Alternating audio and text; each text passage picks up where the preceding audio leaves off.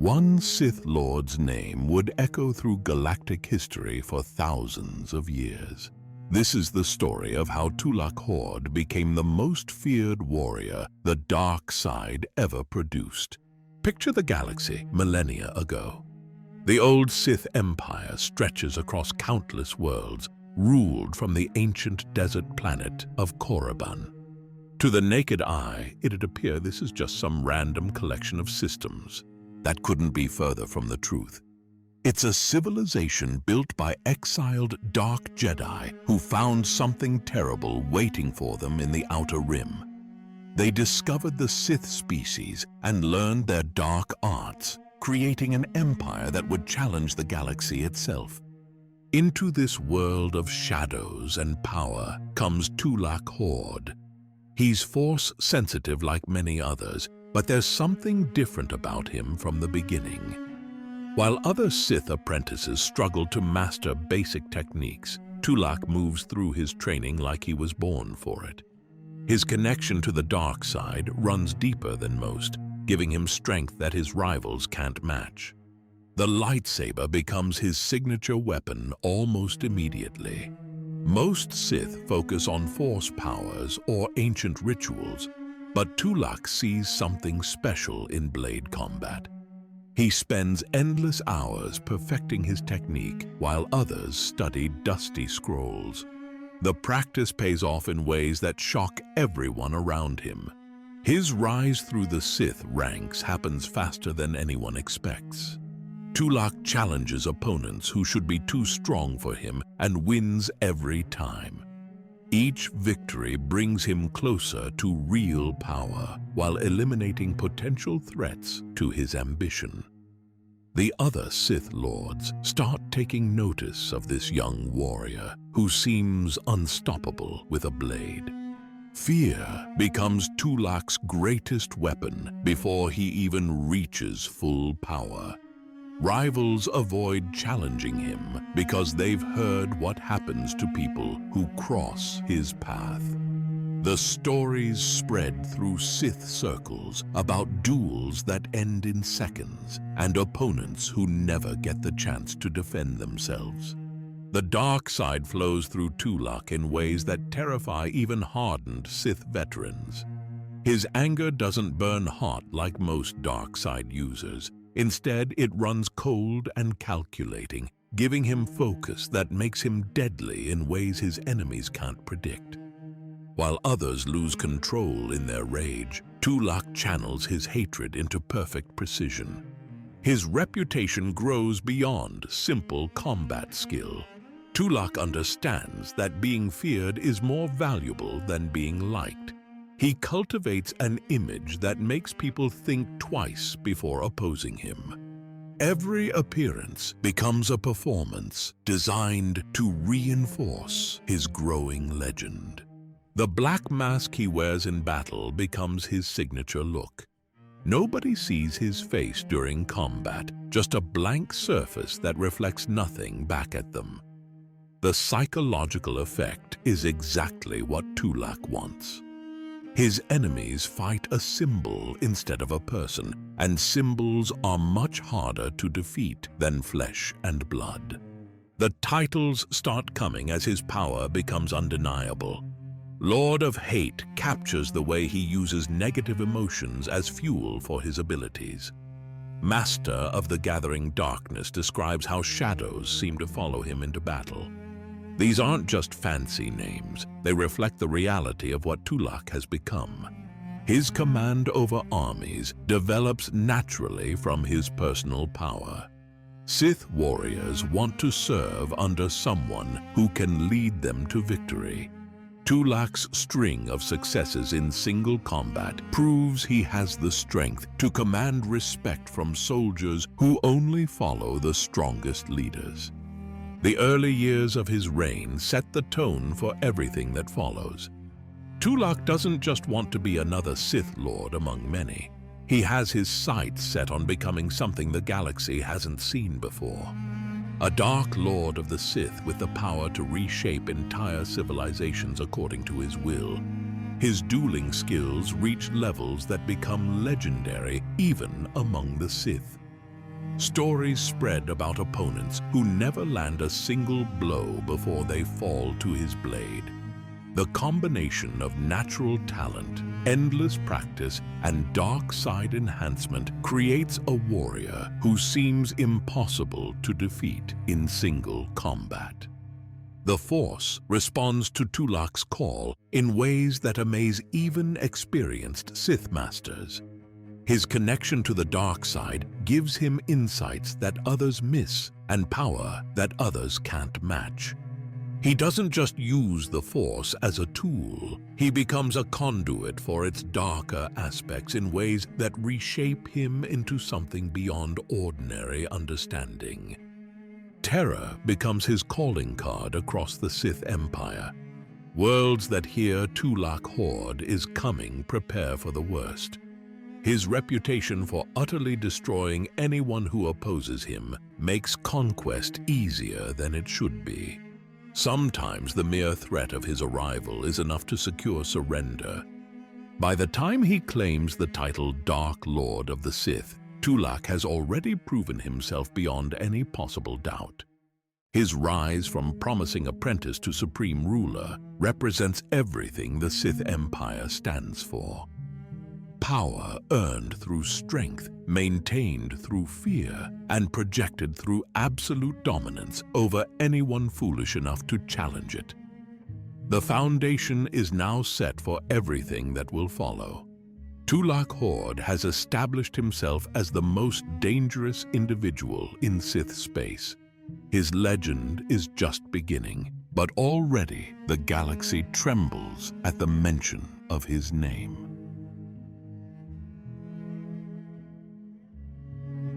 The strongest warriors seek out the deadliest opponents to test their limits. Tulak Hord is about to face something that could actually kill him. Power brings confidence, but it also brings hunger for greater challenges. Tulak has carved his way through the Sith ranks and claimed his place among the Dark Lords, but that's just the beginning. He wants to prove himself against enemies that would make other Sith Lords think twice before engaging. The galaxy is full of dangerous creatures and skilled fighters, but few compare to what he's hunting now. The Dashad represent something special in galactic history. These aren't ordinary assassins or mercenaries looking for credits. They're a species built for hunting the most dangerous prey imaginable. For generations, they've specialized in tracking down and eliminating Force users who think their powers make them untouchable. Jedi fear them because lightsabers and Force abilities don't guarantee victory against opponents designed to counter those exact advantages. Khem Val stands out even among his own people. He's earned a reputation as a shadow assassin, which means he's mastered techniques that most Dashad never learn. His ability to drain Force energy from opponents makes him deadly in ways that go beyond simple physical combat. Fighting him means facing someone who can literally steal your power while trying to kill you. The natural immunity Dashad possess against Force attacks creates problems that most Sith never have to consider. Tulak can't rely on telekinesis to throw his opponent around or use Force lightning to end the fight quickly. His usual advantages disappear when facing someone whose species evolved to resist exactly those kinds of techniques. This represents the kind of challenge that Tulak has been seeking. Anyone can defeat weaker opponents through superior power, but true skill shows itself when facing enemies who can match or counter your strengths. Khem Val offers the perfect test for someone who believes he's reached the peak of Sith combat ability. The duel itself becomes something worthy of legend. Two masters of violence meet in single combat, each bringing skills that have made them famous across their respective communities. Tulak wields his lightsaber with the precision that's made him feared throughout Sith space, while Khem Val uses techniques passed down through generations of Jedi hunters. The battle tests everything both warriors have learned about combat. Tulak's lightsaber work faces techniques designed specifically to counter Force user tactics. His dark side powers meet natural resistance that forces him to adapt his approach constantly. Every exchange teaches him something new about his own limitations and capabilities. Khem Val discovers something he doesn't expect during the fight. This Sith Lord isn't like the overconfident Force users he's hunted before. Tulak adapts to his techniques instead of relying solely on power to overwhelm opposition. The Dashade finds himself facing someone who treats the duel as a learning experience rather than just another victory to claim. The combat reaches a standstill that impresses both participants. Neither warrior can gain a decisive advantage over the other, creating a stalemate that could continue indefinitely. Tulak's skill matches Khem Val's natural advantages, while the Dashade's experience balances against the Sith Lord's raw power and technique. Something changes during the extended battle. Khem Val recognizes that he's facing a warrior worthy of respect rather than just another target to eliminate. Tulak's ability to match him blow for blow, despite the disadvantages, proves a level of skill that the Dashade rarely encounters. This isn't just strength or luck. It's genuine mastery of combat in its purest form. The moment when the duel ends creates a bond that will last for years. Khem Val makes a decision that surprises everyone, including himself. Instead of continuing to fight or retreating to plan a better approach, he chooses a third option. He offers his service to someone who's proven worthy through actions rather than words. Tulak gains something more valuable than victory through this encounter. Khem Val's pledge of loyalty brings him an ally whose skills complement his own perfectly. Where Tulak excels in lightsaber combat and Force mastery, Khem Val provides expertise in assassination and techniques for countering other Force users. The partnership transforms both warriors in ways they don't initially realize.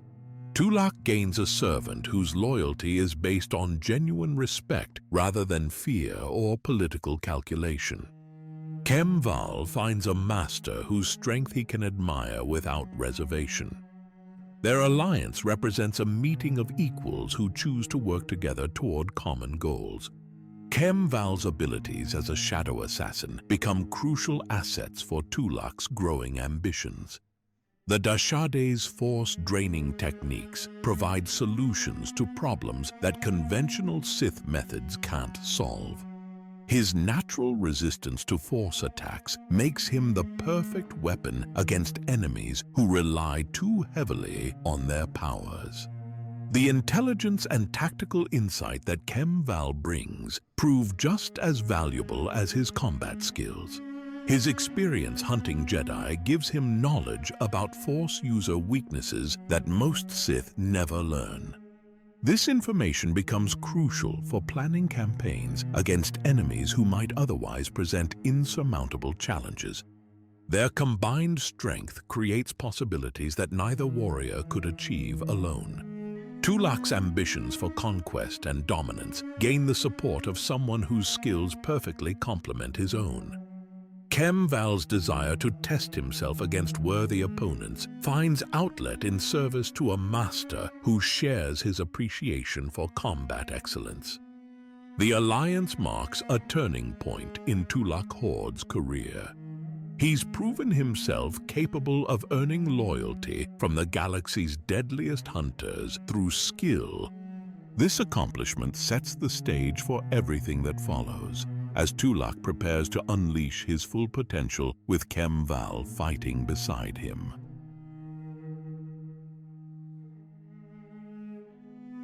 Two worlds are about to learn why crossing the Sith Empire means facing the galaxy's most dangerous warrior. Tulak Hord is ready to show what happens when rebellion meets unstoppable Force. The Sith Empire faces its first real test of Tulak's leadership. Scattered across the galaxy, worlds that once bowed to Sith rule have started thinking they can break free. Rebellions spark on planets that believe the Empire has grown weak or distracted. These uprisings represent more than simple political disagreements. They're direct challenges to everything the Sith have built. Tulak sees opportunity where others might see problems. These rebels have given him the perfect excuse to demonstrate what happens when anyone opposes his authority. He begins gathering an army unlike anything the galaxy has seen before. Warriors from across Sith space flock to his banner, drawn by promises of conquest and the chance to serve under a leader who's never lost a battle. The army that assembles around Tulak represents the cream of Sith military power. These aren't conscripts or mercenaries fighting for credits. They're true believers who understand that serving Tulak Hord means joining something greater than themselves. Each soldier knows they're part of a force that can reshape the galaxy according to their master's vision. Khem Val takes his place at Tulak's side as they prepare for war. The Dashade warrior has become more than just an ally during their time together. He's evolved into the perfect complement to Tulak's abilities, providing skills and insights that make their partnership devastating against any opponent. Together, they represent a combination that few enemies can survive. The first target becomes clear when intelligence reports reach Tulak about the scale of rebellion on In and Chabosh. These worlds haven't just declared independence from Sith rule. They've actively sought help from Republic forces and Jedi who see an opportunity to strike back against the Empire. The situation demands immediate and overwhelming response. In presents the more complex challenge when Tulak's forces arrive in the system. Jedi Knights have established a siege around the main Imperial stronghold, using their powers to coordinate rebel attacks while protecting insurgent forces from Sith counterstrikes. The fortress holds critical resources and strategic positions that the Empire cannot afford to lose. The siege has been running for weeks when Tulak arrives, with Jedi forces growing more confident as their blockade tightens around the Imperial defenders. They believe they're facing ordinary Sith commanders who can be worn down through patience and superior tactics. The reality of what's coming will shatter those assumptions completely. Tulak's assault on the Jedi siege lines becomes the stuff of legend. He doesn't waste time with elaborate strategies or complex maneuvers. Instead, he strikes directly at the heart of enemy resistance with overwhelming personal power. His lightsaber cuts through Jedi defenses, while his command of the dark side creates chaos that breaks their coordination. The Jedi discover too late that they're facing something beyond their experience. Tulak fights with intensity that makes their training seem inadequate. His blade work operates on a level that forces them to abandon offensive actions in favor of desperate survival attempts. One by one, the Jedi Knights fall to an opponent who seems unstoppable. The relief of the Imperial fortress happens so quickly that the defenders barely have time to understand what's occurring. The siege that threatened to strangle their position dissolves under Tulak's attack. Jedi forces that seemed invincible hours earlier lie scattered across the battlefield, their lightsabers extinguished forever. But Tulak isn't finished with just one victory. Chabosh waits nearby with its own collection of Republic allies and rebel forces.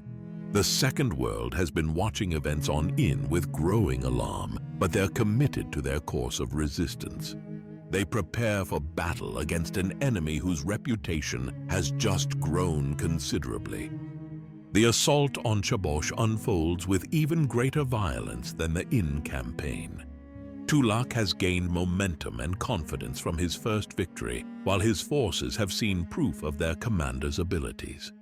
The combination creates an unstoppable wave of destruction that washes over enemy positions with devastating effect. Republic allied forces on Chabosh discover that conventional military tactics mean nothing against an opponent who can single-handedly destroy entire units. Tulak moves through their lines like a force of nature, his lightsaber leaving a trail of fallen enemies behind him. The dark side flows through him in ways that make resistance seem futile. The body count from both campaigns reaches numbers that shock even hardened Sith veterans. Over 1,000 Jedi die during the fighting, a figure that represents a significant portion of their Order's strength. These aren't Padawans or recent knights, but experienced warriors who came to these battles expecting to win. Khem Val benefits directly from the massive scale of destruction that Tulak creates across both worlds. The Dashade's ability to drain Force energy finds endless opportunities for feeding during the campaigns. He later remembers this period as a time when he never lacked for power, sustained by the life force of countless fallen enemies. The strategic implications of these victories extend far beyond the immediate military results. Tulak has proven that rebellion against Sith rule will be met with overwhelming force and personal destruction. The message spreads across the galaxy that challenging the Empire means facing its most dangerous enforcer. Other worlds that might have considered joining the rebellion think twice after hearing what happened on Inn and Chabosh. The complete destruction of Jedi forces that came to help the rebels demonstrates that outside assistance won't save anyone who opposes Tulak Horde's authority. The psychological impact proves as valuable as the military victory. These campaigns establish the template for everything that follows in Tulak's career.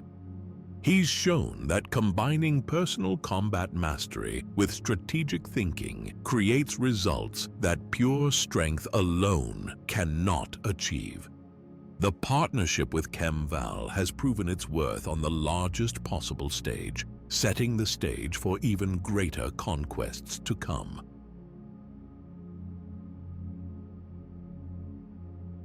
Success attracts ambitious allies who want to share in the glory. Tulak Hord is about to meet someone who refuses to take no for an answer. Word of Tulak's crushing victories on Inn and Chabosh spreads through Sith space like wildfire. Other Dark Lords watch from a distance as this rising star demonstrates power that makes their own achievements look small by comparison. Some feel threatened by his success. Others see opportunity in serving someone who seems destined for greatness. Aloysius Kallig represents the second type. This experienced Sith Lord has built his own reputation through years of careful maneuvering and strategic thinking. He commands respect within Sith circles and leads forces that have won their share of battles. But Kallig recognizes something special about what Tulak has accomplished and wants to be part of it. The approach happens while Tulak's forces are still celebrating their recent triumphs. Kallig arrives at the war camp with the confidence of someone who expects to be welcomed as an equal. He's calculated that Tulak will see the value in gaining an experienced lieutenant who brings his own resources and expertise to the partnership. The offer seems straightforward enough. Kallig presents himself as a valuable addition to Tulak's growing empire, bringing military experience and political connections that could prove useful in future campaigns. He's willing to serve in a subordinate role if it means joining what appears to be the winning side in Sith politics. Tulak's rejection comes as a shock to everyone present, including Kallig himself. The refusal isn't based on doubts about Kallig's abilities or usefulness. Instead, it reflects Tulak's careful approach to expanding his inner circle. He's learned that accepting powerful allies too quickly can create problems that outweigh their benefits. The dismissal would end most negotiations, but Kallig proves he's made of different material than ordinary Sith politicians. Instead of retreating with wounded pride, he doubles down on his determination to join Tulak's forces. The rejection becomes motivation rather than defeat, driving him to find another way to prove his worth. The challenge to Tulak's finest general represents either brilliant strategy or complete madness, depending on your perspective. Kallig is betting everything on his ability to defeat someone who's earned his position through demonstrated excellence in combat. Failure means humiliation and possibly death. Success means forcing Tulak to reconsider his hasty dismissal. The choice of target shows careful thinking behind what appears to be a desperate gamble. By challenging the top general instead of demanding another audience with Tulak directly, Kallig creates a situation where his actions speak louder than words. He's proving his value through the universal Sith language of combat superiority. The duel draws attention from throughout the war camp as soldiers gather to watch an outsider challenge one of their most respected leaders. The general has earned his position through years of successful campaigns and personal combat victories. His reputation makes him seem like an impossible opponent for someone trying to prove himself worthy of joining their ranks. Kallig's fighting style reveals why he survived and thrived in Sith politics for so long. He combines technical skill with tactical intelligence, using his opponent's assumptions against him while exploiting weaknesses that less observant fighters would miss. The battle becomes a masterclass in how preparation and cunning can overcome raw power. The victory stuns everyone watching, including Tulak himself. Kallig doesn't just defeat the general through luck or a single fortunate strike. He dominates the fight in ways that demonstrate superior skill and battlefield intelligence. The upset proves that his confidence was based on genuine ability. Tulak's decision to accept Kallig after witnessing the duel shows his pragmatic approach to leadership. Pride might demand rejecting someone who forced his hand through public demonstration, but wisdom recognizes valuable talent regardless of how it presents itself. Kallig has earned his place through the most convincing method possible. The integration of Kallig into Tulak's command structure happens smoothly, despite the unusual circumstances of his recruitment. His experience fills gaps in Tulak's organization, while his tactical insight adds depth to their strategic planning. The partnership benefits both leaders and creates opportunities that neither could achieve alone. Kallig's elevation to Chief Lieutenant status reflects his immediate impact on Tulak's operations. He takes control of significant military assets while demonstrating the leadership skills that made him successful as an independent Sith Lord. His ability to command respect from troops who initially saw him as an outsider proves his natural authority. The military successes that follow Kallig's arrival show the value of combining different leadership styles and areas of expertise. Where Tulak excels in personal combat and direct confrontation, Kallig brings strategic thinking and political awareness that expands their options for conquest and control. Under Kallig's guidance, Tulak's armies achieve victories that might have been impossible with pure strength alone. His understanding of logistics, intelligence gathering, and psychological warfare adds sophisticated elements to campaigns that were already successful through conventional means. The combination creates a military machine that seems capable of conquering anything it targets. The partnership transforms both leaders in ways that strengthen their overall effectiveness. Tulak gains a trusted subordinate whose abilities complement rather than compete with his own strengths. Kallig finds a leader whose vision and power create opportunities for achievement that exceed anything he could accomplish independently. With Khem Val providing personal enforcement and Kallig handling large-scale military operations, Tulak's inner circle represents a perfect balance of different but complementary skills. Each member brings unique capabilities that enhance the overall effectiveness of their combined efforts. The team they've created seems capable of achieving whatever goals Tulak sets for them. The expansion of Sith control across multiple star systems demonstrates what happens when exceptional individual talent combines with effective organizational structure. Systems that might have resisted ordinary conquest fall before the coordinated efforts of forces that operate with unprecedented efficiency and devastating effectiveness.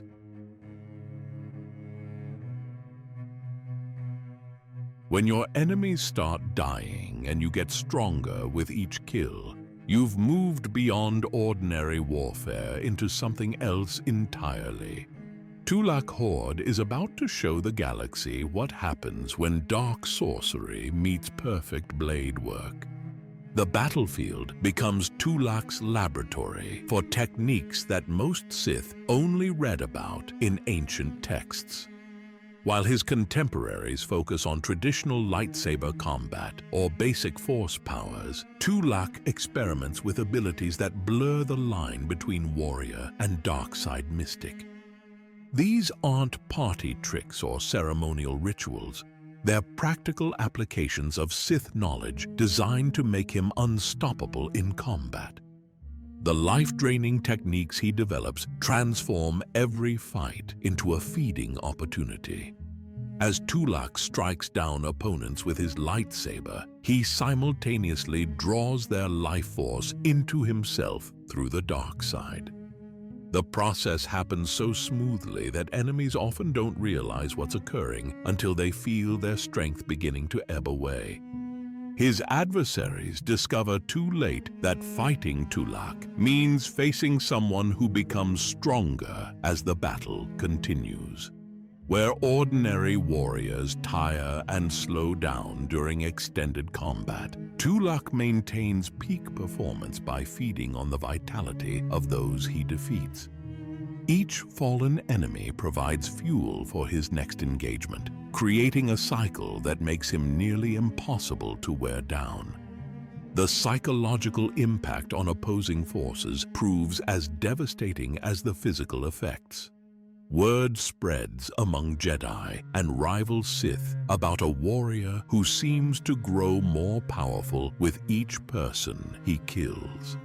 The knowledge that their own life force will strengthen their opponent if they fall creates fear that undermines morale before battles even begin.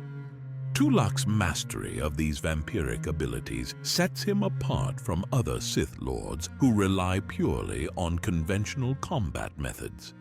His understanding of how to manipulate life energy through the Force reaches levels that few of his contemporaries can comprehend, much less replicate. The techniques become his signature as much as his lightsaber skills. The combination of supernatural stamina and exceptional swordsmanship creates a warrior who seems invincible on any battlefield. Tulak can engage multiple opponents simultaneously while maintaining the energy and focus needed for precise blade work. His endurance becomes legendary among those who witness his campaigns firsthand. Every victory adds to a reputation that spreads fear across the galaxy faster than his actual armies can travel. Stories about the Sith Lord who drinks the life from his enemies reach worlds that have never seen Imperial forces, preparing populations for conquest through terror alone. The legend becomes a weapon as effective as any military technology. The unbroken string of victories that defines Tulak's career stems from this perfect fusion of martial skill and dark side mastery. No opponent has found a way to counter techniques that allow him to grow stronger during combat while they grow weaker. The imbalance creates advantages that compound with each exchange until resistance becomes futile. Jedi champions who arrive expecting to face a conventional Sith warrior discover they're completely unprepared for what Tulak has become. Their training focused on countering lightsaber attacks and basic force powers, but nothing prepared them for an opponent who can literally steal their strength while fighting them. The mismatch proves fatal for hero after hero who underestimated their enemy. Rival Sith lords find themselves equally outmatched despite sharing similar dark side training. Tulak's innovations in combat techniques give him advantages that traditional Sith education didn't anticipate. His ability to drain life force while maintaining perfect sword work creates tactical problems that have no established solutions. The titles that emerge from these campaigns reflect the impression Tulak makes on everyone who encounters his forces. Lord of Hate captures how his presence seems to generate fear and despair that spreads beyond rational response to immediate threats. Master of the Gathering Darkness describes the way shadows and malevolent energy appear to cluster around him during battle. These epithets become more than ceremonial honors. They represent genuine recognition of abilities that transcend normal understanding of what Sith Lords can accomplish. The titles mark Tulak as someone who's achieved mastery of aspects of the dark side that others barely comprehend. His elevation to Dark Lord of the Sith follows naturally from achievements that overshadow anything his contemporaries have managed. The position represents more than political advancement.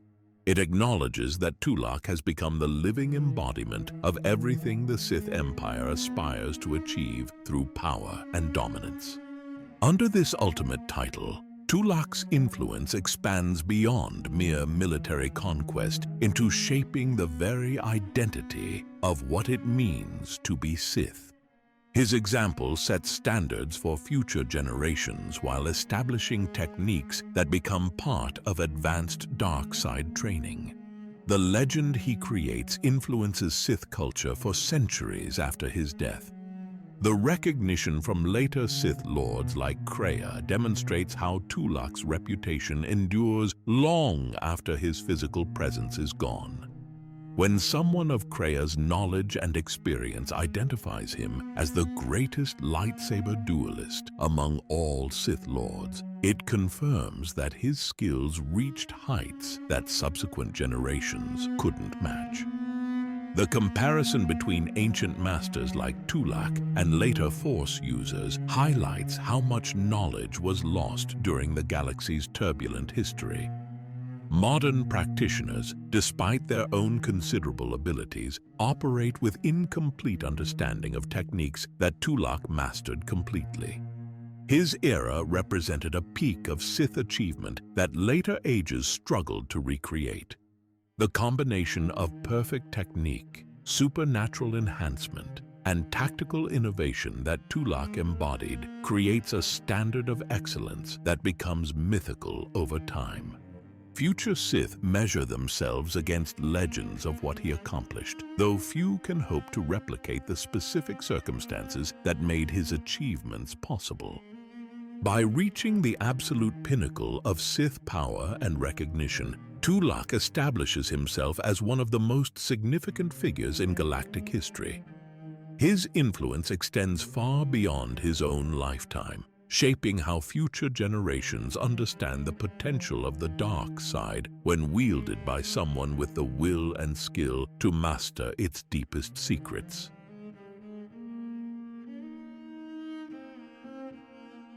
Success creates its own problems when your most valuable lieutenant becomes too good at his job. Tulak Hord is about to learn that eliminating threats sometimes means destroying the very people who made you powerful. The partnership between Tulak and Kallig has transformed the Sith Empire in ways that neither leader originally planned.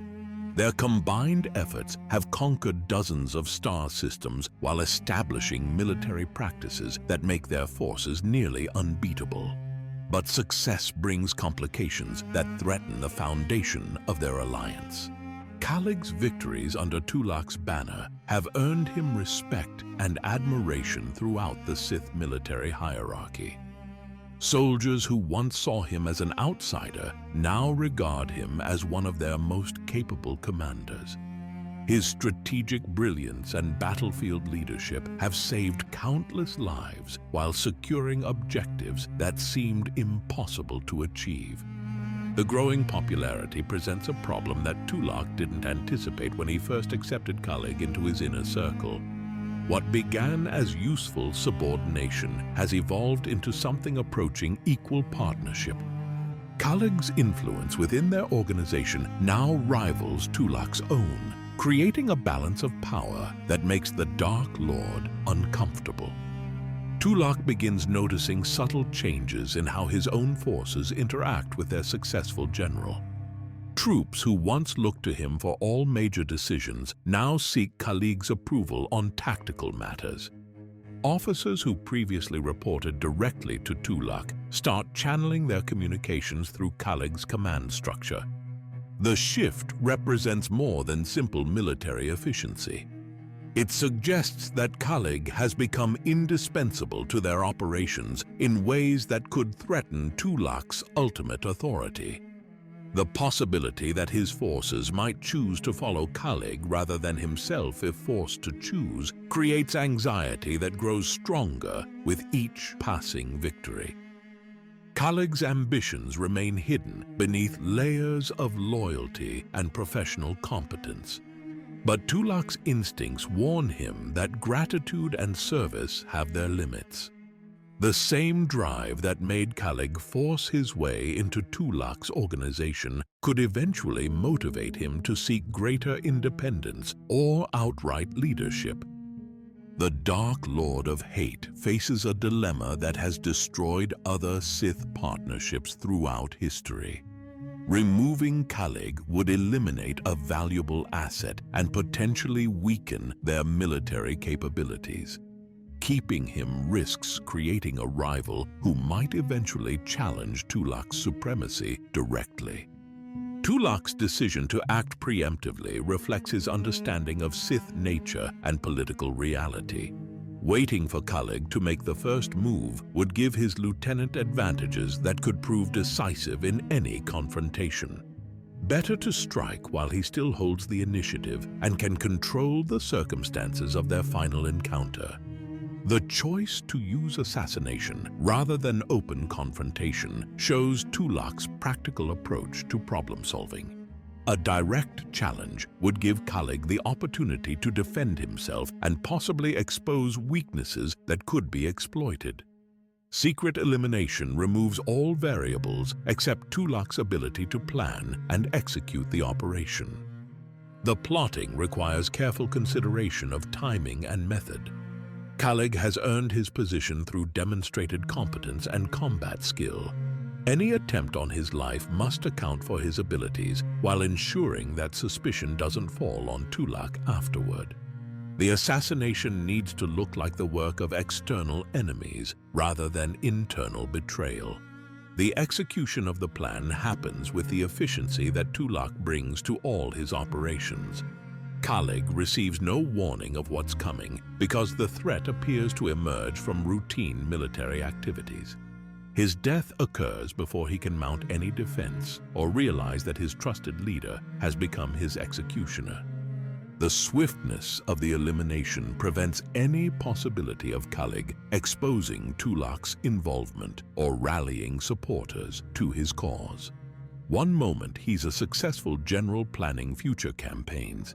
The next, he's dead without understanding why. The betrayal achieves its objective of removing a threat while maintaining Tulak's plausible deniability. The aftermath creates ripple effects that extend far beyond Kallig's immediate circle. His family recognizes that their survival depends on disappearing before Tulak decides to eliminate potential sources of future revenge. The assassination sends a clear message that even valuable service provides no protection against the Dark Lord's paranoia. Kallig's relatives flee into hiding with whatever resources they can gather quickly. Their escape represents more than simple self-preservation. They're carrying forward a bloodline that will eventually produce descendants capable of challenging Tulak's legacy, though that confrontation lies generations in the future. The concealment of their identities requires abandoning everything that connected them to their previous lives. Names, properties, political relationships, and social connections all become liabilities that must be discarded. The price of survival means erasing their past while hoping for an uncertain future. The successful elimination of Kallig restores Tulak's undisputed control over his organization and removes the last internal threat to his authority.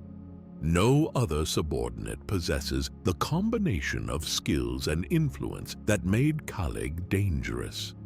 The hierarchy returns to its proper order, with Tulak at the apex. But the victory comes with costs that may not become apparent until much later. Tulak has lost his most capable military commander and demonstrated to his remaining followers that loyalty provides no protection against suspicion. The precedent he's established could influence how future subordinates approach their service. The broader Sith military loses access to Kallig's strategic expertise and battlefield leadership at a time when expansion continues across multiple fronts. His replacement will need time to develop similar capabilities, potentially slowing the pace of conquest that has defined their recent success. The hidden survival of Kallig's bloodline ensures that this story has no true ending. Future generations will carry forward the legacy of their ancestors' service and betrayal, creating possibilities for revenge that Tulak cannot anticipate. His successful elimination of an immediate threat has planted seeds for future conflicts that could threaten his empire long after his own death. The assassination marks a turning point in Tulak's reign where political necessity overcomes personal relationships. The transformation from partnership to elimination demonstrates how Sith nature ultimately corrupts even beneficial alliances, ensuring that power remains concentrated in the hands of those willing to destroy anyone who might challenge their supremacy.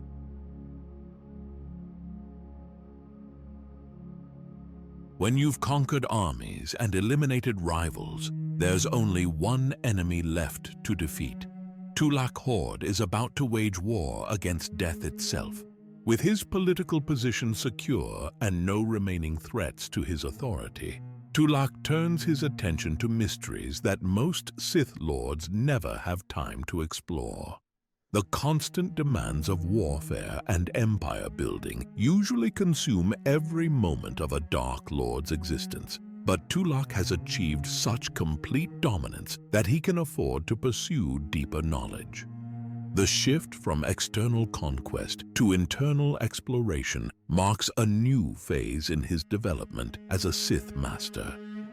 Where once he focused on perfecting combat techniques and military strategy, now he delves into areas of the Force that require patience and scholarly dedication rather than immediate practical application.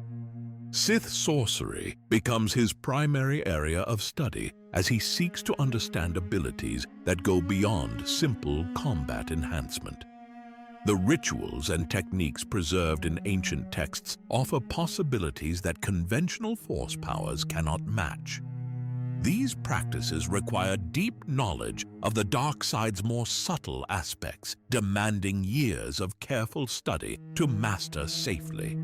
The creation of numerous tomes demonstrates Tulak's systematic approach to accumulating and preserving knowledge. He doesn't simply learn these techniques for personal use. Instead, he documents everything he discovers in detailed writings that capture both the methods and the underlying principles that make them effective. These written works represent more than academic exercises. They become repositories of power that could transform future generations of Sith if accessed by those capable of understanding their contents. The knowledge Tulak records includes discoveries that other Dark Lords spent lifetimes trying to achieve.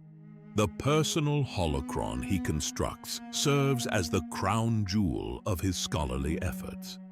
This pyramid-shaped device uses advanced force techniques to store information in ways that simple written texts cannot match. The holocron becomes an interactive teacher that can guide worthy students through complex lessons while protecting dangerous knowledge from unworthy hands. The contents of the holocron reflect Tulak's most significant breakthroughs in understanding the dark side's deeper mysteries. His most powerful techniques and profound insights get preserved in a format that ensures they'll survive long after their creator's death. The device becomes his intellectual legacy as much as his conquests represent his military achievements. The rumors about achieving eternal life emerge from this period of intense study and experimentation. Whether through direct discovery or gradual understanding developed over years of research, Tulak apparently uncovers methods for transcending the normal limitations of mortal existence. The exact nature of these breakthroughs remains unclear to outside observers. The possibility of literal physical immortality represents one interpretation of what Tulak discovered. Such an achievement would make him truly invincible by eliminating the one weakness that even the most powerful Sith cannot overcome through conventional means. Physical death becomes irrelevant when you've learned to sustain your body indefinitely through force manipulation. Alternatively, his discoveries might involve techniques for preserving consciousness after physical death.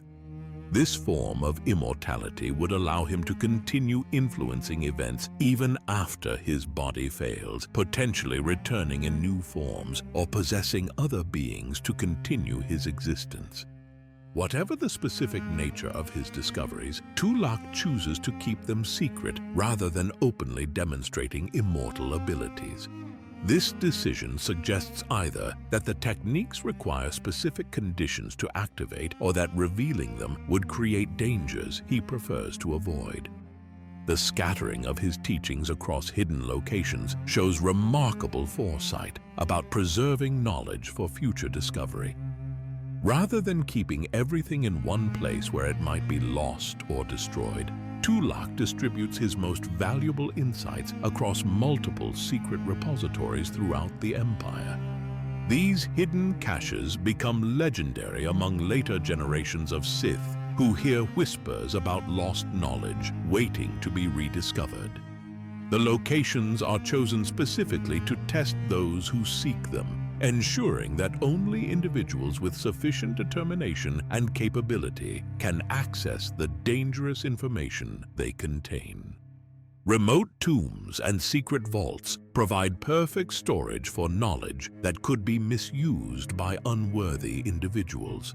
The physical challenges of reaching these locations serve as preliminary tests that filter out casual seekers while preserving the contents for those truly dedicated to mastering Tulak's legacy.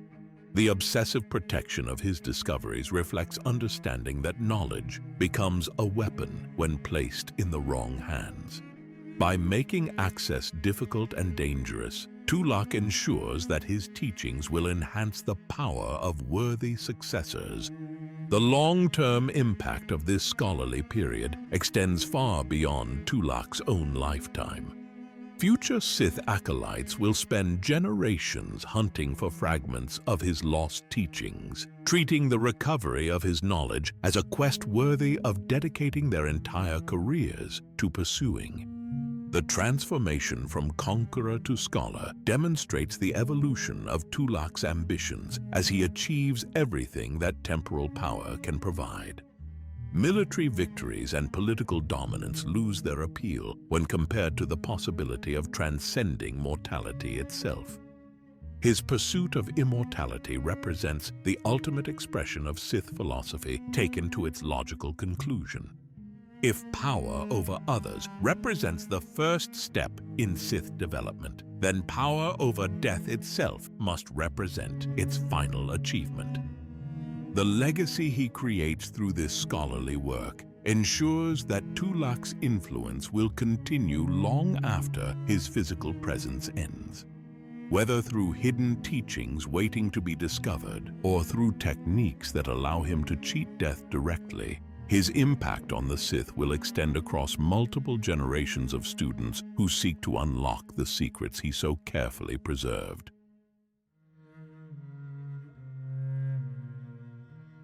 Even while diving deep into dark side mysteries, some conquerors never stop expanding their empires.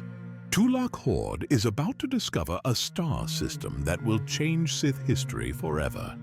Balancing scholarly pursuits with military expansion requires the kind of exceptional leadership that most Dark Lords never develop. While Tulak spends his quiet moments studying ancient rituals and documenting forbidden knowledge, he maintains active oversight of campaigns that continue spreading Sith control across unexplored regions of the galaxy. The discovery of the Dromund system happens during one of these ongoing expansion efforts. Sith scouts exploring the far reaches of the Outer Rim encounter a collection of worlds that offer exactly what the Empire needs for long-term strategic planning. These planets provide resources and positioning that could prove invaluable for future operations. Dromund Kaas stands out among the system's worlds as particularly well-suited for Sith occupation. The planet's natural characteristics create conditions that align perfectly with dark side philosophy and practical military requirements. Its remote location offers security, while its resources support the kind of permanent installation that empires need for lasting control.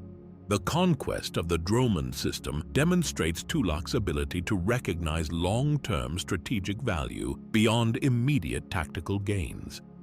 Where other commanders might focus solely on worlds that offer quick profits or easy victories, he identifies locations that could serve the Empire's needs for generations to come. Tulak personally leads the forces that occupy Dromund Kaas and its neighboring worlds, ensuring that this important acquisition receives the attention it deserves. His direct involvement signals to both his own troops and potential resistance forces that the Empire considers this system vital to their future plans. The military operation proceeds smoothly due to the overwhelming advantages that Tulak's forces enjoy over any local opposition. His reputation precedes him to most worlds, creating psychological pressure that makes actual fighting unnecessary in many cases. The mere knowledge that the Lord of Hate has targeted their system often proves sufficient to secure surrender. The strategic importance of the Dromund system extends far beyond its immediate military value. These worlds provide the Empire with staging areas for future expansion while offering secure fallback positions if other territories come under threat. The foresight involved in claiming this region proves Tulak's understanding of galactic politics. The historical significance of Tulak's conquest becomes apparent only centuries later when the Sith Empire faces its greatest crisis. The Great Hyperspace War will eventually force surviving Sith to abandon their traditional strongholds and seek refuge in hidden locations. The Dromund system that Tulak claimed becomes their salvation during those desperate times. The scale of Tulak's overall territorial expansion reaches numbers that strain belief among later historians. Reports suggest he conquered over 100 worlds during his reign, a figure that represents systematic empire building rather than random raiding or opportunistic grabbing of nearby systems. Each conquest follows patterns that demonstrate sophisticated understanding of how to build lasting imperial control. Tulak doesn't simply defeat local forces and move on to the next target. He establishes administrative structures and garrison forces that ensure these worlds remain under Sith authority long after his personal attention shifts elsewhere. The effectiveness of his expansion methods shows in how thoroughly these conquered territories integrate into the Sith Empire. Worlds that fall to Tulak's forces generally stay conquered, providing stable additions to imperial resources. The psychological impact of Tulak's conquests spreads far beyond the worlds he actually invades.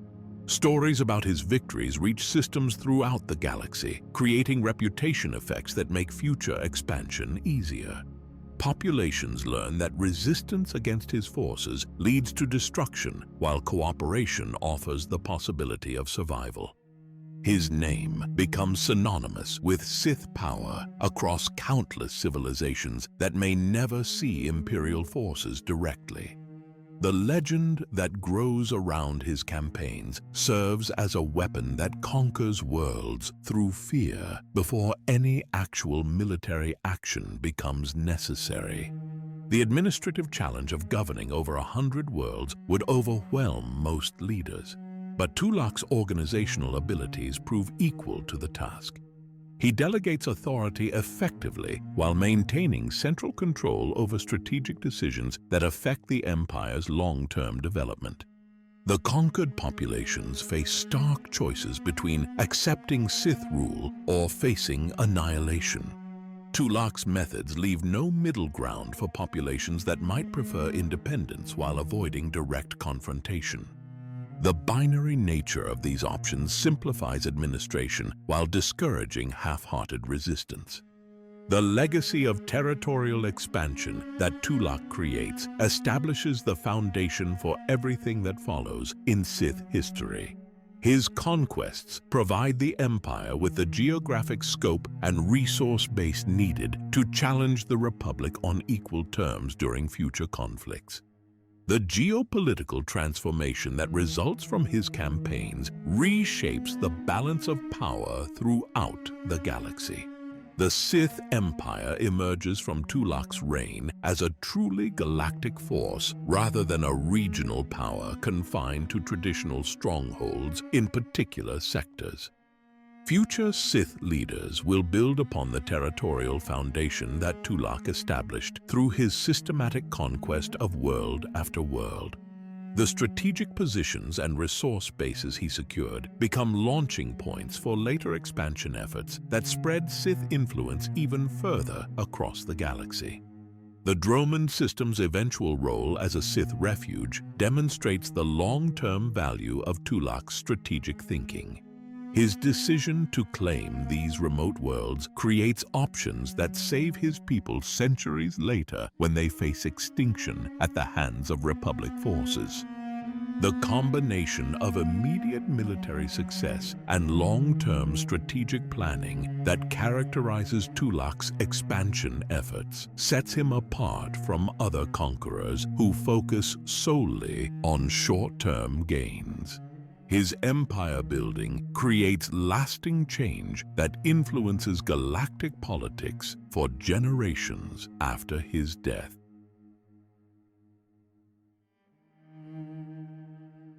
The greatest teachers sometimes create their own downfall by sharing too much knowledge with the wrong student. Tulak Hord is about to make that mistake with someone who's been watching and learning more than just lightsaber techniques. Years of eliminating rivals and potential threats have left Tulak in a position that few Sith Lords ever achieve. He stands at the peak of power with no equals to challenge his authority and no immediate dangers to occupy his attention. But this isolation creates a different kind of problem. Who can he trust to carry forward his legacy when he's eliminated everyone who might have been worthy? The search for a suitable apprentice becomes more urgent as Tulak recognizes that his accumulated knowledge and techniques risk dying with him. All the secrets he's gathered about the dark side, the combat methods he's perfected, and the strategic insights he's developed need someone capable of preserving and eventually expanding upon them. Ortan emerges from among Tulak's followers as someone who demonstrates the right combination of ability and loyalty. Unlike the ambitious subordinates who've caused problems in the past, Ortan appears content to learn rather than scheme for personal advancement. His dedication to mastering Sith teachings impresses even a master as demanding as Tulak. The decision to accept Ortan as his sole apprentice represents a significant shift in how Tulak approaches succession planning. Rather than maintain the competitive environment that typically characterizes Sith training, he chooses to invest heavily in developing one individual who can receive the full benefit of his knowledge and experience. The training relationship that develops between them goes far beyond typical Sith instruction methods. Where most masters provide limited guidance while expecting students to discover advanced techniques independently, Tulak shares insights that would normally take decades to develop. He's creating a shortcut to mastery that few apprentices ever receive. Ortan proves himself an exceptional student who absorbs Tulak's teachings with remarkable speed and understanding. His progress in lightsaber combat reaches levels that satisfy even Tulak's exacting standards. The dark side responds to Ortan's call in ways that suggest natural talent enhanced by expert instruction. The knowledge transfer includes more than just combat techniques and force abilities. Tulak shares strategic thinking, political insights, and leadership methods that transform Ortan from a promising follower into someone capable of commanding respect from experienced Sith warriors. The education he receives covers every aspect of what makes a successful Dark Lord. The unusual closeness of their mentoring relationship reflects the level of potential that Tulak recognizes in his student. Most Sith masters maintain distance from their apprentices to prevent emotional attachments that might create weaknesses. Tulak's willingness to invest so heavily in Ortan's development indicates extraordinary confidence in his character and abilities. Ortan's evolution into a powerful Sith Lord happens under direct supervision that ensures his growth follows patterns that complement rather than threaten Tulak's authority. The apprentice learns to exercise power effectively while maintaining the loyalty and respect that made him suitable for advanced training in the first place. The trust that develops between them extends to involving Ortan in important decisions and sensitive operations. Tulak begins treating his apprentice more like a junior partner than a student, sharing responsibilities that would normally remain concentrated in the master's hands. This collaborative approach accelerates Ortan's development while lightening Tulak's administrative burden. But success in creating such a capable successor carries risks that become apparent only gradually. Ortan's growing power and knowledge create confidence that starts expanding beyond his assigned role. The ambition that all Sith possess begins asserting itself as he recognizes how much he's learned and achieved under Tulak's guidance. The transformation from grateful student to potential rival happens so slowly that even Tulak's experience with Sith nature fails to detect the warning signs. Ortan maintains perfect outward loyalty while privately beginning to question whether his master's continued dominance serves his own best interests. The irony of the situation reflects fundamental contradictions in Sith philosophy about power and succession. Tulak needs a capable heir to preserve his legacy, but creating someone with sufficient ability to fulfill that role inevitably produces someone capable of challenging his authority. The very success of his teaching creates the conditions for his eventual downfall. Ortan's quiet development of desires that rival his master's represents the natural progression of Sith ambition when given the tools and knowledge needed for independent action. The loyal apprentice gradually becomes a hidden threat as his capabilities reach levels that make him dangerous. The stage is set for a confrontation that will test whether Tulak's trust in his chosen successor was wisdom or the greatest mistake of his career.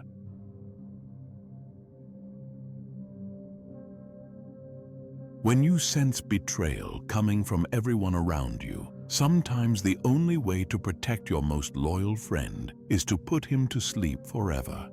Tulak Hord is about to make the hardest decision of his life. The atmosphere around Tulak has changed in ways that even someone as powerful as him can't ignore. Where once his inner circle consisted of people he could trust to follow orders and respect his authority, now he sees calculating looks and whispered conversations that stop when he enters a room. The addition of Ortan as his apprentice has shifted the balance in ways that make everyone else reconsider their own positions.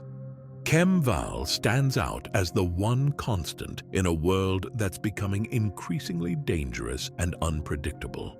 The Dashade warrior has served Tulak faithfully since their legendary duel, never showing any interest in political maneuvering or personal advancement. His loyalty comes from genuine respect, making him irreplaceable in ways that other followers can never match.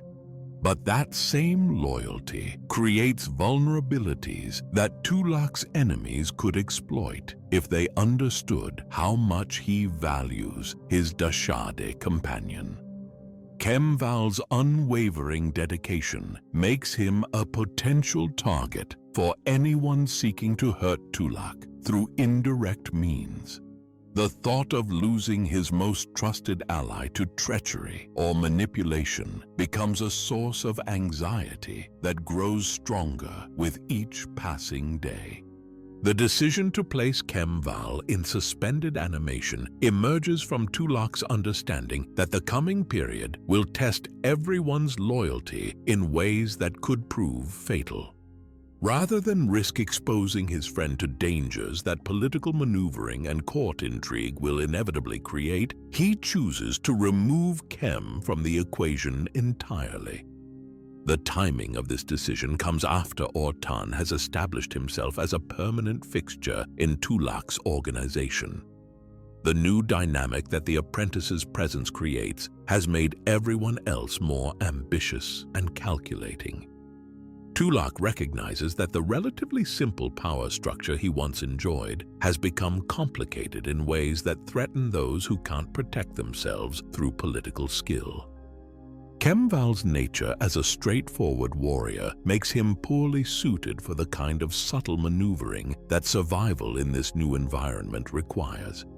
His strength lies in direct combat and loyal service, but those qualities become liabilities when facing enemies who prefer poison to lightsabers and whispered lies to open challenge.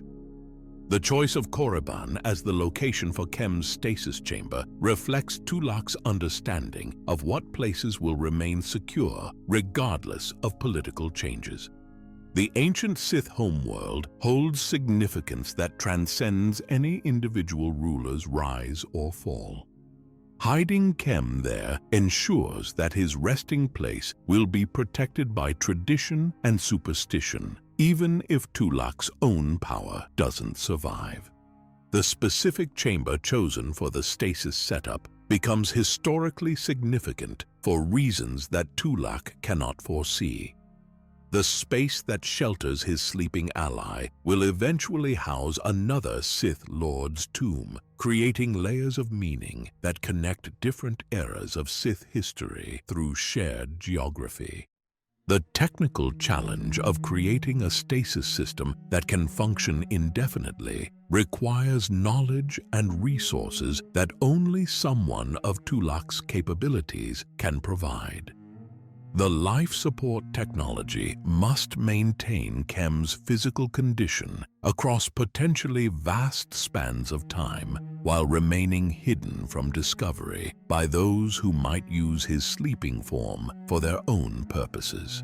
The safeguarding aspect of this decision demonstrates Tulak's genuine affection for someone who's shared his greatest victories and most dangerous moments. Preserving Khem's life when easier solutions might involve simply eliminating potential problems shows a side of the Dark Lord that his enemies rarely see. The strategic thinking behind removing Khem from active service also reflects Tulak's awareness of how political situations can turn loyal servants into weapons against their masters. By placing his friend beyond the reach of those who might try to corrupt or manipulate him, Tulak eliminates one avenue that enemies could use to attack him indirectly. The hope that Khem might serve again in the future suggests that Tulak expects his current difficulties to eventually resolve themselves. The stasis isn't intended as a permanent solution, but rather as a way to preserve a valuable ally until circumstances become more favorable for his return to active duty. The hibernation that begins represents more than simple preservation of life. It becomes a symbol of trust and loyalty that transcends the immediate political situation. Khem Val sleeps secure in the knowledge that his master values him enough to ensure his survival even at personal cost and inconvenience. The irony that this act of preservation will eventually benefit a descendant of Aloysius Kallig creates connections across generations that no one can predict. The loyalty that Tulak shows to Khem will ultimately serve someone whose ancestor died for threatening that same loyalty. As Khem settles into the deep sleep that will carry him across centuries, the last purely loyal voice in Tulak's inner circle falls silent. The removal of his most trusted ally leaves the Dark Lord surrounded only by those whose motivations include personal advancement and hidden agendas. The chamber seals with technology designed to last longer than empires, preserving not just a life, but a relationship that represented the best aspects of Sith partnership. Khem Val's dreams will carry him across an ocean of time while his master faces the consequences of ruling in an age where loyalty has become a luxury that few can afford.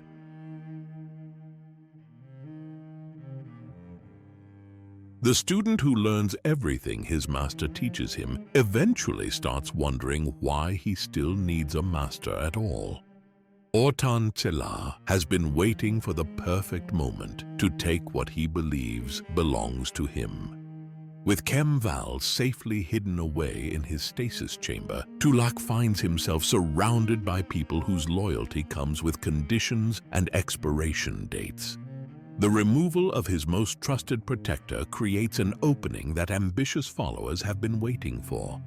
Ortan recognizes this shift in the balance of power and decides the time has come to make his move. The Apprentice has been watching and learning far more than just lightsaber techniques during his years under Tulak's guidance. He's studied his master's habits, identified his weaknesses, and planned for the day when student would replace teacher according to the natural order of Sith succession. The only question was when circumstances would align perfectly for action. Everything Tulak taught Ortan about patience, timing, and striking when your enemy least expects it now gets turned against the teacher who shared those lessons. The irony of the situation would be amusing if it weren't so deadly. Tulak created the weapon that will destroy him by being too generous with his knowledge and trust. Ortan's planning goes beyond simple ambition or opportunism. He's put together a careful strategy that accounts for Tulak's abilities and likely responses to betrayal. The attack must be swift and decisive because giving the Dark Lord any chance to fight back would probably prove fatal for the would-be usurper. The moment chosen for the ambush reflects understanding of when Tulak will be most vulnerable. Close quarters combat eliminates many of the advantages that normally make the Master so dangerous. In tight spaces, his legendary lightsaber work becomes harder to use effectively, while surprise gives the attacker crucial seconds to land decisive strikes. The blade that pierces Tulak's back carries years of resentment and ambition behind its thrust. Ortan strikes without warning or ceremony, treating the assassination like a practical necessity. This cold calculation makes the attack more effective than rage-driven violence might have been. The wound inflicted would normally be survivable for someone with Tulak's knowledge of dark side healing techniques. But Ortan has planned for that possibility by bringing assistance that can prevent any chance of recovery. The presence of Vashik-Urk turns a serious injury into a death sentence through abilities that mirror those Tulak himself used against countless enemies. The Dashade warrior serves Ortan with the same loyalty that Khem Val once showed Tulak, but this loyalty has been earned through different means. Where Khem Val followed Tulak out of respect earned in honorable combat, Vashik-Urk's allegiance comes from whatever arrangement Ortan made to secure his services. The timing of Vashik-Urk's intervention shows perfect coordination between master and servant. As Tulak falls wounded, but still potentially dangerous, the Dashade moves in to finish what the blade started. His life-draining abilities ensure that the fallen Dark Lord won't have the strength to mount any kind of recovery or counterattack. The draining of Tulak's force energy represents the ultimate betrayal of everything he taught his apprentice. The techniques he shared for growing stronger by feeding on defeated enemies now serve to weaken him while strengthening those who seek his death. His own knowledge becomes the tool that ensures his destruction. The process of having his life force siphoned away while dying from a stab wound creates a death that's both physically and spiritually devastating. Tulak experiences the same helplessness that thousands of his victims felt as their strength flowed into his power. The cycle of predator and prey reverses in his final moments. The psychological impact of dying through betrayal by a trusted student adds another layer of suffering to Tulak's final experience. The physical pain of his wounds combines with the emotional devastation of realizing that everything he built was just preparation for this moment of ultimate treachery. Ortan watches his master die with the satisfaction of someone who's waited years for this opportunity. The patient planning and careful execution have paid off exactly as expected. The most powerful Sith Lord of his generation falls to techniques he taught and trust he gave to someone unworthy of either. The death happens relatively quickly once the life draining begins in earnest. Tulak's legendary endurance and supernatural toughness mean nothing when facing abilities specifically designed to counter them. The techniques that made him nearly invincible in battle become useless against someone who understands how they work. In his final moments, Tulak probably realizes that placing Khem Val in stasis was the smartest decision he ever made. His loyal friend will survive this betrayal and potentially serve someone more worthy in the future. The one pure relationship in his life remains untainted by the treachery that ends everything else. The irony of the situation extends beyond simple poetic justice. Tulak spent his entire career eliminating threats and potential rivals, only to die at the hands of someone he trusted completely. All his paranoia and careful planning couldn't protect him from the one person he allowed close enough to strike without warning. Ortan's success in killing his master establishes him as the new Dark Lord according to Sith tradition. By destroying Tulak through strength and cunning, he proves his worthiness to inherit the power and position that once seemed untouchable. The old order dies with its most powerful representative. The death of Tulak Hord marks the end of an era when individual power could reshape entire civilizations through force of will and mastery of the dark side. His passing creates a vacuum that will influence Sith politics for generations as various factions attempt to claim his legacy and continue his work.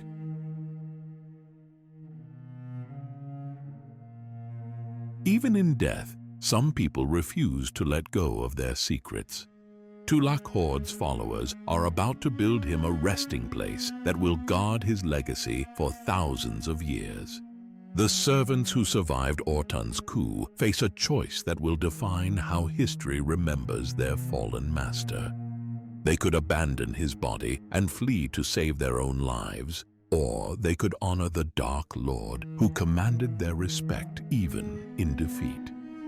Their decision creates one of the most legendary tombs in Sith history. The Valley of the Dark Lords on Korriban becomes the chosen location for Tulak's final resting place. This ancient necropolis has housed the remains of the greatest Sith masters for generations, creating a tradition that connects different eras of dark side mastery. Placing Tulak among these legendary figures acknowledges his rightful place in the hierarchy of Sith achievement. The construction project becomes a massive undertaking that demonstrates the resources and dedication of those who choose to honor their dead leader. The tomb they build isn't just a burial chamber, but a monument designed to preserve Tulak's memory and protect his accumulated knowledge for future generations of worthy seekers. The architecture reflects everything that made Tulak formidable during his lifetime. The structure combines defensive capabilities with symbolic elements that tell the story of the Lord of Hate's rise and reign. Every corridor and chamber serves both practical and ceremonial purposes in ways that would satisfy Tulak's appreciation for efficient design. The decision to entomb Tulak's writings and artifacts alongside his body ensures that his intellectual legacy survives, even if his physical form doesn't. The scrolls and tomes containing his Sith teachings represent decades of accumulated knowledge that would be impossible to replace if lost. These documents become the most valuable treasures in the entire tomb. The personal holocron receives special placement among the burial goods because it contains Tulak's most advanced techniques and deepest insights. This device holds knowledge that could transform anyone capable of accessing its contents, making it both incredibly valuable and extremely dangerous in the wrong hands. The dark mask that became Tulak's signature gets interred with ceremonial significance that goes beyond its practical value. This black faceplate witnessed every major battle of his career and became the symbol that enemies learned to fear across dozens of star systems. Burying it with him ensures that no pretender can claim his visual identity.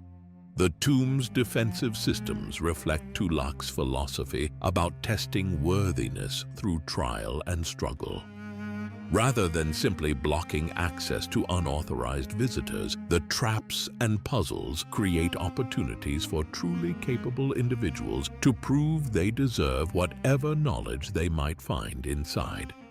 The mechanisms installed throughout the burial chambers operate on principles that combine mechanical engineering with force-sensitive elements. Only someone with sufficient dark side power and understanding can navigate these challenges safely, ensuring that Tulak's secrets remain protected from casual treasure hunters or weak-willed opportunists. The trials designed for future visitors test every aspect of what makes a successful Sith practitioner.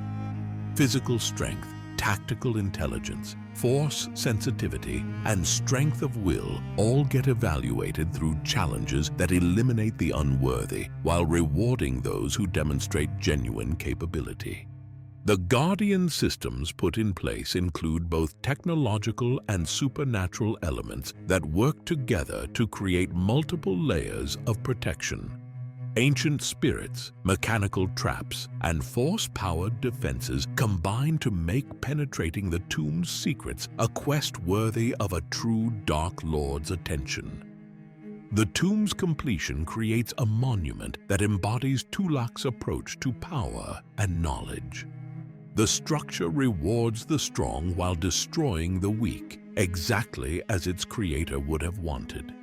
The survival of the tomb through millennia of galactic upheaval demonstrates the quality of both its construction and its defenses. Wars that destroy entire civilizations leave this monument untouched, preserving Tulak's legacy when countless other records disappear into historical obscurity.